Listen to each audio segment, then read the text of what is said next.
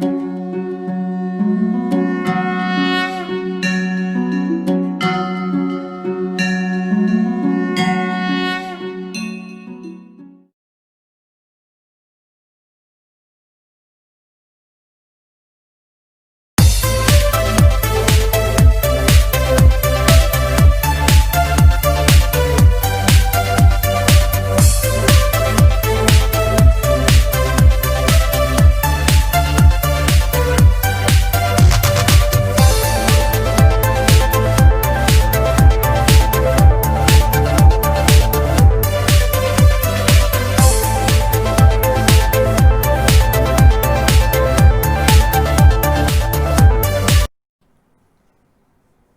Morning friends, how are you? આશા રાખું છું તમામ વહાલા વિદ્યાર્થી મિત્રો અને આપના પરિવારજનો સ્વસ્થ, તંદુરસ્ત અને નિરોગી હશે એવી પ્રભુચરણોમાં પ્રાર્થના સાથે આજના લેક્ચરની શરૂઆત કરીએ. દોસ્તો, લાસ્ટ લેક્ચરમાં આપણે યુનિટ 5 મેનેજ યોર સ્ટ્રેસ વિશે ચર્ચા કરી અને એની સાથે જ રિલેટેડ આ યુનિટ 6 છે, જેનું ટાઇટલ છે stress control exercise. Stress control exercise એટલે કે તણાવ નિયંત્રિત કરવા માટેની કસરતો. તણાવ નિયંત્રિત કરવા માટે અહીં લેખકે કેટલીક ખાસ એક્સરસાઇઝની ચર્ચા કરી છે. Here the author talks about some exercise to control stress.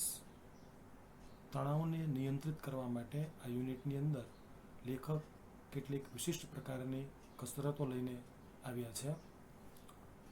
તો દોસ્તો, સ્ટ્રેસ મેનેજમેન્ટ, સ્ટ્રેસને દૂર કરવા માટે રિલેક્સ થવું, મ્યુઝિકનો ઉપયોગ કરી શકાય, આપણી હોબી ફૂલફિલ કરી શકાય, મેડિટેશન કરી શકાય, થેરાપી, મોટિવેશન, ટ્રાવેલ, એક્સરસાઇઝ, આમાંથી એક્સરસાઇઝની અહીંયા લેખક આપણી સમક્ષ વાત કરી રહ્યા છે. તો દોસ્તો, શરૂઆત કરીએ કોમ્પ્રેન્શન 1ની, જેમાં સૌ પ્રથમ છે શોર્ટ મેડિટેશન 1. તો શોર્ટ મેડિટેશન 1 શું છે? તો શોર્ટ મેડિટેશન 1ની અંદર ધ્યાન આપીએ, 4 પોઈન્ટ્સ છે અંદર. First point, make yourself comfortable and close your eyes. આરામદાયક સ્થિતિમાં બેસી અને આંખો બંધ કરો. Second point, choose a word that symbolise calmness to you. કોઈ એવો શબ્દ તમે પસંદ કરો કે જે કામનેસ, શાંતિનું પ્રતીક હોય. શાંતિના પ્રતીક સમાન કોઈ શબ્દ તમે સિલેક્ટ કરો, જેમ કે હાર્મની એટલે કે એકોર્ડન્સ, સુલેહ, ટ્રેન્ક્વિલિટી, સેરેનિટી, પીસ. મિત્રો, આ ત્રણેય શબ્દો સમાનાર્થી છે. ટ્રેન્ક્વિલિટી, સેરેનિટી મતલબ કામનેસ, પીસફુલનેસ, પીસ, શાંતિ, રિલેક્સ. આવો કોઈ પણ એક શબ્દ તમે ચૂઝ કરી લો. નેક્સ્ટ પોઈન્ટ છે મેડિટેટ ઓન યોર ચૂઝન વર્ડ. પસંદ કરેલા શબ્દ ઉપર તમે મેડિટેટ કરો, ધ્યાન કેન્દ્રિત કરો. Visualise scenes that tie in with the word. આ શબ્દ સાથે અનુરૂપ એવું કોઈ દ્રશ્ય વિઝ્યુલાઇઝ કરો, તમારી નજર સમક્ષ તમે ઇમેજિન કરો. ઓર અથવા તો બિલ્ડ અપ મેન્ટલ ઇમેજ, માનસિક છબી, ધેટ ઇલ્યુસ્ટ્રેટ ધ વર્ડ. ઇલ્યુસ્ટ્રેટ મતલબ ડેમોન્સ્ટ્રેટ, સ્પષ્ટ કરવું. તમે પસંદ કરેલા શબ્દને સ્પષ્ટ કરતી કોઈ માનસિક છબી તમારી નજર સામે લાવો. You can also spend some time imagining what it would feel like if you experience harmony or tranquility inside yourself. જો અંદરથી તમને સુલેહ કે શાંતિ મહેસૂસ થાય છે, તો એને મહેસૂસ કરવું કેવું લાગે છે એને ઇમેજિન કરતાં તમે સ્પેન્ડ સમ ટાઈમ, થોડો સમય પસાર કરી શકો છો. અને ત્યારબાદ ઓપન યોર આઈઝ અગેન, ફરી તમારી આંખો ખોલો. દોસ્તો, આ હતું શોર્ટ મેડિટેશન 1. આવી જ બીજી એક ટૂંકી પદ્ધતિ છે શોર્ટ મેડિટેશન 2, જેમાં 3 મુદ્દા છે. First point, pick a material such as dress fabric, a stone, a piece of wood, or anything else that appeals to you. Appeal means suit, માફક આવું. તમને માફક આવે એવી કોઈ પણ વસ્તુ, પછી એ ડ્રેસ ફેબ્રિક, કાપડનો ટુકડો હોય, સ્ટોન કોઈ પથ્થર હોય, પીસ ઓફ ફૂડ લાકડાનો કોઈ ટુકડો હોય, એવી કોઈ વસ્તુને તમે લઈ લો હાથમાં. વિથ યોર આઈઝ ક્લોઝડ, બંધ આંખે explore the texture of this material. Explore means investigate, અન્વેષણ કરવું, સંશોધન કરવું, એના વિશે જાણવું. અને ટેક્સચરની વાત છે અહીંયા. ટેક્સચર મતલબ એનું સ્ટ્રક્ચર, રચના. જે હાથમાં તમે પથ્થર કે લાકડાનો ટુકડો કે કોઈ ડ્રેસનો કાપડનો ટુકડો જે હાથમાં તમે પકડ્યો છે, તો હાથના સ્પર્શ વડે એની જે રચના છે, એનું જે સ્ટ્રક્ચર છે, માળખું છે, એનું અન્વેષણ કરો કે એની સપાટી કેવી છે, એનો રંગ કેવો હશે. Spend at least 2 minutes doing this. અને આ કાર્ય કરવામાં ઓછામાં ઓછી 2 મિનિટ વિતાવો. જેનાથી દોસ્તો શું થશે કે તમારું મન જે અન્ય ટેન્શન તરફ ખેંચાયેલું હતું ત્યાંથી એ રિવર્સ આવશે અને આ વસ્તુના સ્ટ્રક્ચર તરફ તમે વિચારવાનું શરૂ કરશો. તમારું માઇન્ડ ત્યાંથી ડાયવર્ટ થશે. તો દોસ્તો, શોર્ટ મેડિટેશન 1 અને 2 કોમ્પ્રેહેન્શન 1ની અંદર આપણે ભણ્યા અને એના 1 થી 6 એસક્યુ છે જે તમારે લખવાના છે. આગળ વધીએ કોમ્પ્રેહેન્શન 2 તરફ. Give your brain oxygen hit. તમારા મગજને ઓક્સિજનનો પ્રવાહ પૂરો પાડો, ઓક્સિજન હિટ આપો. દોસ્તો, મગજને ઓક્સિજન આપવો એટલે શું, એવું શા માટે કહ્યું છે અહીંયા, તો જાણીએ. Half the problem with being stressed. તણાવગ્રસ્ત થવા પાછળનું અને અનેબલ ટુ કોન્સન્ટ્રેટ પ્રોપરલી, યોગ્ય રીતે ધ્યાન કેન્દ્રિત ન કરી શકવા પાછળનું હાફ ધ રીઝન, 50% રીઝન શું હોય છે, is that you don't breathe deeply enough to supply your brain with sufficient oxygen. Sufficient enough, પૂરતો, કે આપણે આપણા મગજ સુધી પૂરતો ઓક્સિજનનો જથ્થો પહોંચાડીએ એટલો પૂરતો ઊંડો શ્વાસ આપણે લેતા જ નથી. ટૂંકા, છીછરા, અધૂરા શ્વાસને કારણે આપણા મગજ સુધી ઓક્સિજનનો પ્રવાહ નથી પહોંચતો અને એને કારણે આપણે સ્ટ્રેસ મહેસૂસ કરતા હોઈએ છીએ. એટલે અહીંયા કહ્યું છે give your brain oxygen hit. When we get stressed, જ્યારે આપણે તણાવગ્રસ્ત થઈએ છીએ, we tend to hold our breath. Tend to, incline એટલે કે વૃત્તિ હોવી, વલણ હોવું. આપણે આપણા શ્વાસને રોકવાનું વલણ રાખીએ છીએ. ઓર અથવા તો only breathe in a shallow way. Shallow મતલબ એકદમ શોર્ટ, થીન, લો, છીછરું, ટૂંકું, અથવા તો એકદમ છીછરા, ટૂંકા શ્વાસ લેવા ટેવાયેલા હોઈએ છીએ. Using only the top part of our lungs. અને આ ટૂંકા શ્વાસની ક્રિયા દોસ્તો માત્ર ફેફસાના ઉપરના આવરણથી થાય છે, જ્યાં શ્વાસ છેક ફેફસાની અંદર સુધી પહોંચતો નથી અને એટલે છેક મગજ સુધી પહોંચતો નથી. In order to deepen your breathing. Deep વિશેષણનું વર્બ છે ડીપન, ઊંડું બનાવવું. તમારા શ્વાસોશ્વાસને ઊંડા બનાવવાના હેતુથી get oxygen all the way up into the brain again. છેક મગજ સુધી ઓક્સિજનનો પ્રવાહ પહોંચાડો. અને એના માટે do the following exercise for 2 minutes. 2 minute માટે નીચે આપેલી કસરત કરો, જેમાં 4 પોઈન્ટ્સ છે. First point, rub both your hands together for a moment to create energy. જે આપણે સૌ જાણીએ છીએ, બંને હાથની હથેળીઓને એકબીજા સાથે રબ કરો, ઘસો. કયા હેતુથી? ક્રિએટ એનર્જી, ઉર્જા ઉત્પન્ન કરવાના હેતુથી. ત્યાર પછી place your palms one on top of the other. Palm હથેળી, તમારી બંને હાથની જે હથેળીઓ છે એક હથેળીને બીજી હથેળી ઉપર ગોઠવો અને એ બંને હથેળીઓને on the area just below your navel. Navel એટલે નાભી. તમારી જે નાભી છે એની નીચે આ બંને હથેળીઓને એક ઉપર એક રાખીને ગોઠવો. ત્યાર પછી breathe consciously into your belly. Consciously, સભાનતાપૂર્વક તમે મહેસૂસ કરી શકો એ રીતે પેટના છેક ઊંડાણમાં ઊંડો શ્વાસ લો. Making your palms raise every in breath. યાદ રાખો, જ્યારે તમે ઇન બ્રેથ શ્વાસ અંદર લો છો ત્યારે તમારું પેટ ફૂલવાને કારણે તમારી બંને હથેળી જે તમે નાભીની નીચે ગોઠવી છે એ આપોઆપ રેઝ, ઉપર તરફ આવશે. જ્યારે શ્વાસ છોડશો ત્યારે ફરી નીચે તરફ જશે. Imagine breathing oxygen into your brain. જાણે તમે તમારા મગજને ઓક્સિજનનો પ્રવાહ પહોંચાડી રહ્યા છો એવી કલ્પના કરો. તો દોસ્તો, આ હતી exercise to give your brain oxygen hit, જે એક મગજ સુધી ઓક્સિજનના પ્રવાહને પૂરતા પ્રમાણમાં પહોંચાડવા માટેની એક રીત. કોમ્પ્રેન્શન 2 અહીંયા સમાપ્ત. એસક્યુ નંબર 7 to 11 છે કોમ્પ્રેન્શન 2ની અંદર. આગળ વધીએ. કોમ્પ્રેન્શન 3, જેમાં એક નવી એક્સરસાઇઝ છે ધ ક્રાઉન પુલ. ક્રાઉન, જેનો આમ તો અર્થ થાય છે મુગટ, અને જો બાયોલોજીકલ લેંગ્વેજમાં જોઈએ તો ક્રાઉન દોસ્તો કોને કહેવાય છે? ખોપડી. આપણી ખોપડીને કહેવાય છે crown.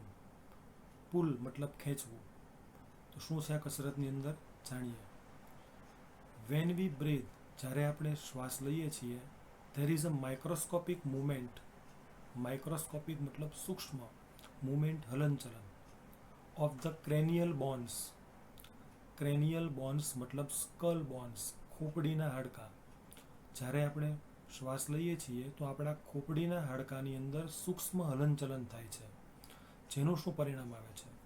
Which in turn allows the cerebrospinal fluid to move freely through the spinal column and the skull. Cerebrospinal fluid, fluid મતલબ લિક્વિડ, પ્રવાહી. સેરિબ્રોસ્પાઇનલ મતલબ મસ્તિષ્કની અંદર રહેલું પ્રવાહી, અને બાયોલોજીમાં એને કહેવાય છે મસ્તિષ્ક મેરુજળ. બી ગ્રુપના વિદ્યાર્થીઓએ આ શબ્દ સાંભળેલો હશે, મસ્તિષ્ક મેરુજળ. આ એક લિક્વિડ છે કે જે આપણી સ્પાઇનલ કોલમ એટલે કે સ્પાઇન, બેકબોન, કરોડરજ્જુ અને સ્કલ, ખોપડી, એની વચ્ચે સતત ફરતું રહે છે, મૂવમેન્ટ કરતું રહે છે. અને મૂવમેન્ટ ત્યારે જ થાય છે જ્યારે આપણે શ્વાસ લઈએ છીએ અને આ ઓક્સિજન છેક મગજ સુધી પહોંચે છે, અને એ ઓક્સિજનના પ્રવાહને લઈને આ મસ્તિષ્ક મેરુજળ સતત ફરતું રહે છે, અને એનું ફરતું રહેવું ખૂબ જરૂરી છે.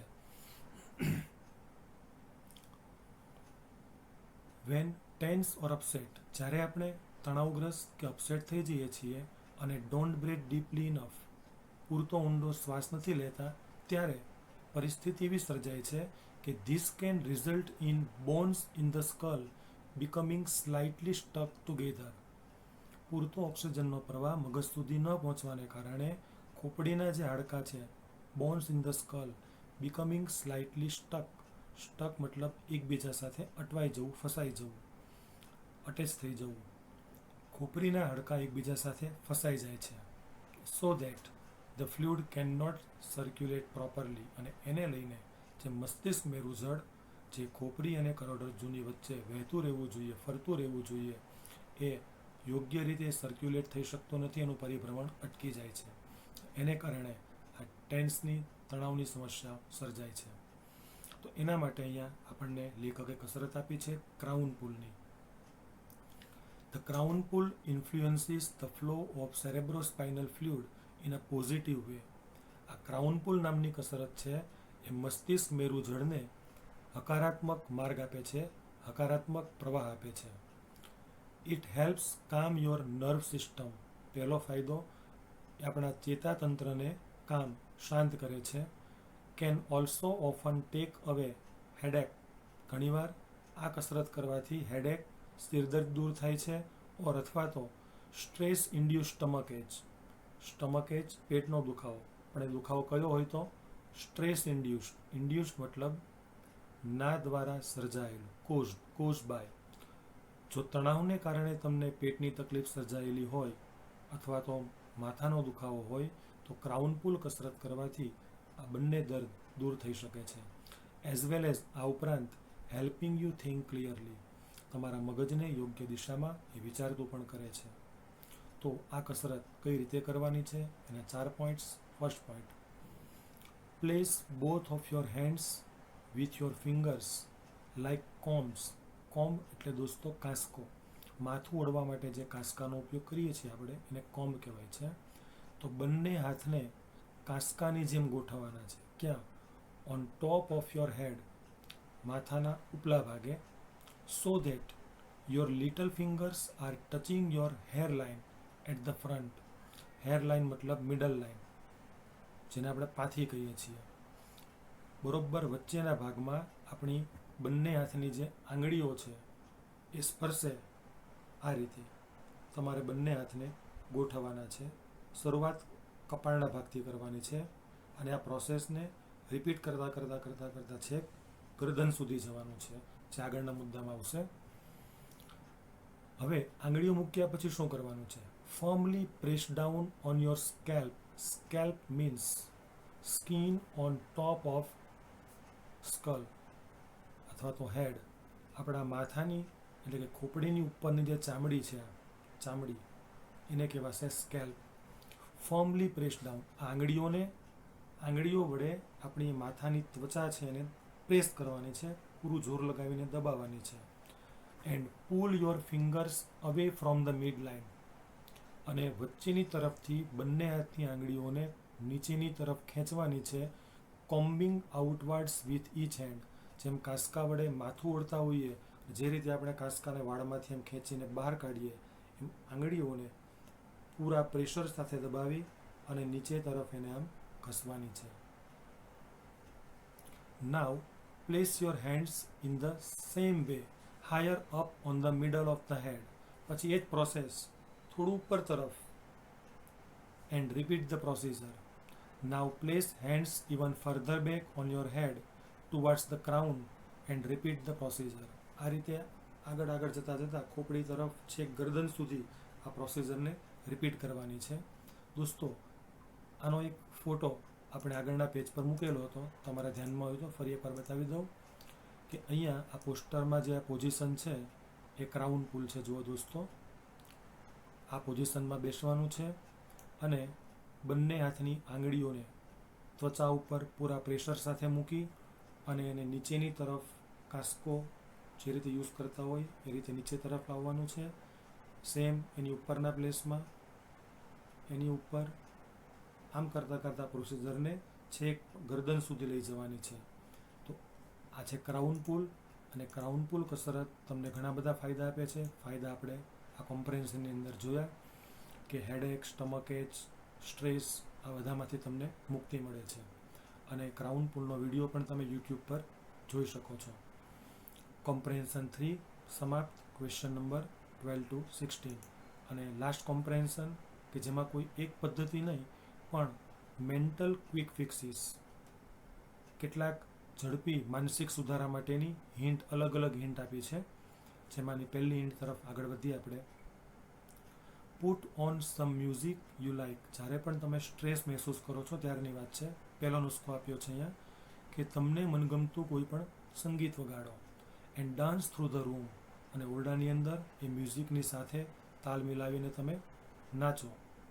This creative activity exercise the right side of the brain and helps rebalance your brain. આમ કરવાથી તમારા મગજનો જે જમણી તરફનો અડધો ભાગ છે, દોસ્તો બી ગ્રુપવાળાને ખબર હશે, આપણું જે મગજ છે એ 2 હેમિસ્ફિયરમાં વહેંચાયેલું છે. હેમિસ્ફિયર શબ્દ હમણાં જ આવશે પાઠની અંદર. હેમિસ્ફિયર મતલબ હાફ ઓફ ધ બ્રેઇન, મગજનો અર્ધગોળાર્ધ, અડધો ભાગ.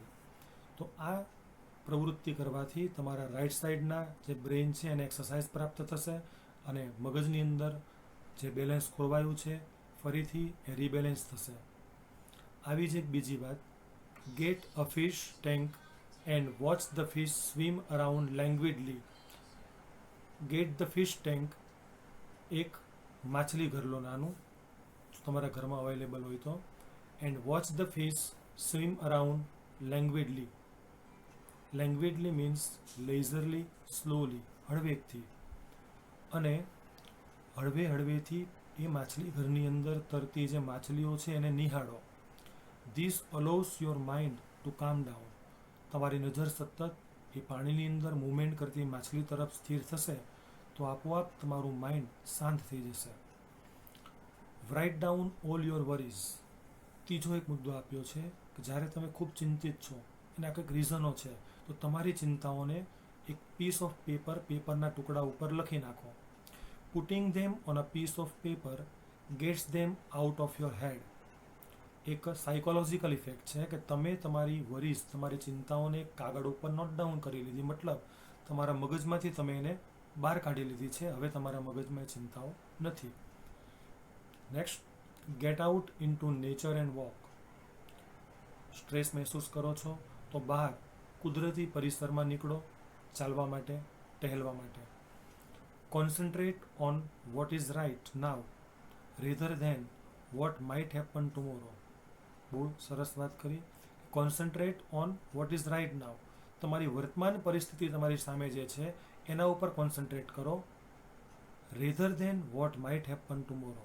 આવતીકાલે શું બનવાનું છે, શું બનશે એ ધારણાઓ તરફ નહીં, પણ વર્તમાન સ્થિતિ તરફ તમે કોન્સન્ટ્રેટ કરો. Sing in the bath and use the shampoo bottle as a microphone. જ્યારે બાથરૂમમાં નાહવા જાઓ છો ત્યારે પણ તમે રિલેક્સેશન પ્રાપ્ત કરી શકો છો. કેવી રીતે? તો શેમ્પૂ બોટલને માઇક્રોફોન બનાવો અને જાણે તમે કોઈ સિંગર છો એમ ગીત ગાઓ. પણ બહારથી કોઈ આપણને મારવા દોડે એવું ગીત ગાવું નહીં, એ થોડું ધ્યાન રાખવું. Next, nobody is perfect and who wants to be nobody. મતલબ કે mistakes are okay. Nobody is perfect. આ દુનિયાની અંદર કોઈ વ્યક્તિ સંપૂર્ણ નથી. મતલબ કોઈકની, દરેક વ્યક્તિને કંઈક ને કંઈક તો માઇનસ પોઈન્ટ, નબળાઈ, ખામી છે જ, અને એમાં એમની ભૂલો થાય જ છે. તો મિસ્ટેક્સ આર ઓકે. ભૂલો થવી એ સાહજિક છે, સ્વાભાવિક છે. પણ હા, આનો ગેરફાયદો ઉઠાવવાનો નથી. એની સાથે બીજું પણ એક સ્લોગન કહી દઉં, માણસ માત્ર ભૂલને પાત્ર. એ સાચી વાત, પણ માણસથી એક ભૂલ એક જ વાર થાય, કેમ કે માણસ ભૂલમાંથી શીખ મેળવે છે અને ભૂલનું કદી પુનરાવર્તન કરતો નથી. Delete the phrase I can't from your vocabulary. તમારા શબ્દ ભંડોળમાં આઈ કાન્ટ નામનો જો ફ્રેઝ, શબ્દ સમૂહ હોય તો એને અત્યારે જ ડિલીટ કરી નાખો. ઇટ ઇઝન્ટ કન્સ્ટ્રક્ટિવ, કેમ કે રચનાત્મક નથી. And blocks your view of positive solutions. કેમ કે જો તમારી અંદર આઈ કાન્ટ નામનો શબ્દ સમૂહ ઘર કરી ગયો હશે તો તમારી કોઈ પણ સમસ્યાઓના જે પોસિબલ સોલ્યુશન, શક્ય ઉકેલો છે, એની આડે એ બ્લોક, બાર, ઓબસ્ટ્રક્ટ, અવરોધ ઊભા કરશે.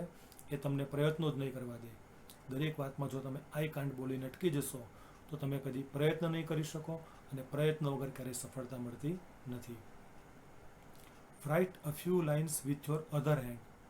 જ્યારે પણ સ્ટ્રેસ મહેસૂસ કરો છો, માથું દુખે છે, તો અધર હેન્ડ મતલબ ઇફ યુ આર રાઇટી, જો તમે રાઇટ હેન્ડથી નોર્મલી લખો છો તો તમારે લેફ્ટ હેન્ડથી લખવાનું છે, અને જો તમે લેફ્ટી છો તો રાઇટ હેન્ડથી લખો, અધર હેન્ડથી લખો. In short, this rebalance the two hemispheres of the brain. શબ્દ આવ્યો હેમિસ્ફિયર. તમારા મગજના જે બે અર્ધગોળાર્ધો છે એમની વચ્ચે જ્યારે અસંતુલન સર્જાય છે ત્યારે જ આ સ્ટ્રેસ, હેડેક બધાનું સર્જન થાય છે. તો એનો ઉકેલ આપ્યો છે.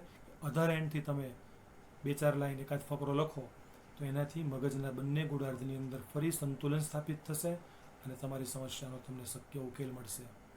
અને લાસ્ટ પોઈન્ટ છે, એક્સપેક્ટ ટુ બી લકી.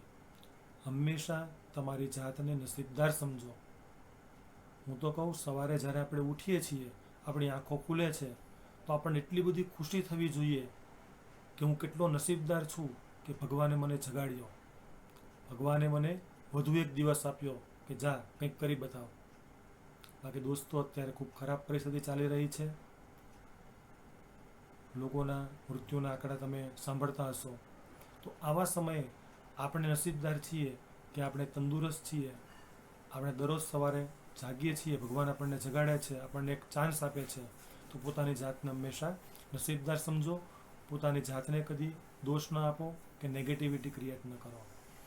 તો દોસ્તો, આ યુનિટની અંદર how to control stress, how to gate read of stress, એના માટે લેખકે આપણને કેટલીક એક્સરસાઇઝ અને કેટલાક ક્વિક ફિક્સીસ, ઝડપી ઉકેલો આપ્યા. તો કોમ્પ્રિહેન્શન 4 અહીંયા સમાપ્ત થયો. ટોટલ આ યુનિટમાં 21 એસક્યુ છે. તો તમારે 21 એસક્યુના આન્સર નોટબુકની અંદર વર્ડ બિલ્ડિંગ પ્લસ એસક્યુના આન્સર લખી નાખવાના છે. અને શોર્ટ નોટ વિશે તમે જાણો જ છો શું કરવાનું છે.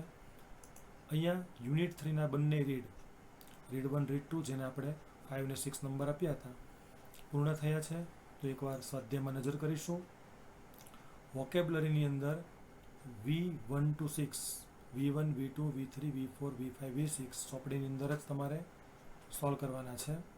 અને ફંક્શનની અંદર માત્ર એક જ પ્રશ્ન F6 તમારે ચોપડીમાં સોલ્વ કરવાનો છે. અને દરેક એક યુનિટ પૂરું થાય આખું એટલે છેલ્લું જે સેક્શન હોય, રાઇટિંગ સેક્શન, એમાં એક નજર તમારે દરેક વખતે કરી લેવાની છે કે કોઈ નિબંધ, કોઈ રિપોર્ટ, કોઈ સ્પીચ આઈએમપી આપેલી છે અને એ સ્પીચ, રિપોર્ટ કે એસે તમારા ગ્રામરના પેમ્પલેટમાં કમ્પોઝિશન સેક્શનમાં તમને મળી જશે અને એનું પણ નિયમિતપણે તમારે વાંચન કરતા રહેવાનું છે દોસ્તો. તો આ સાથે આજનો લેક્ચર આપણે અહીંયા સમાપ્ત કરીએ. નવા યુનિટ સાથે નવા લેક્ચરમાં ફરી મળીશું. ત્યાં સુધી તમામ વાલા વિદ્યાર્થીઓને ગુડ બાય, જય શ્રી કૃષ્ણ.